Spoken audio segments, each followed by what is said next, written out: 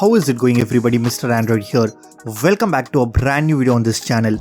Today I will be showing you how you can customize and enable a full screen caller ID on your Samsung device. Guys, whenever you call someone or when you receive calls on your phone, you get this caller screen which doesn't look great and honestly it looks quite boring. But today I am gonna tell you how to set up a full screen caller ID. Basically, whenever you receive any call, it will show you the actual picture of that contact in the background. To get this amazing feature on your Samsung device, all you have to do is stay tuned and watch this video till the very end. Also, let's aim for 1000 likes on this one. So drop a like, leave a comment and let's get started.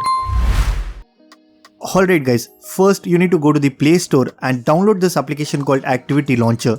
You can also find a direct link in the description below. Now what it does is, it basically helps you to access all the hidden activities and settings on your phone. Once you are done installing the app, simply open it and here you need to search something called as Labs. Then you need to tap on this call icon and select the second option that says Labs. Now here you will find something called as Contact Photo Call Background. It is disabled by default, you just need to go ahead and turn it on.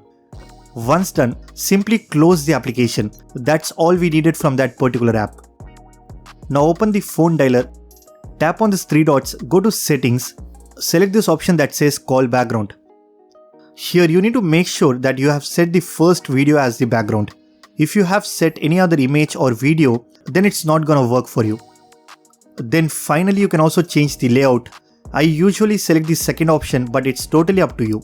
Once you are done with all these settings, now whenever you call someone or even if you receive calls, you will have a photo of that specific contact in the background.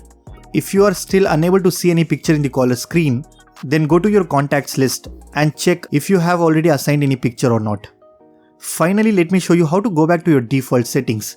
In case if you don't like the full screen caller ID, again go to your app drawer and open Activity Launcher.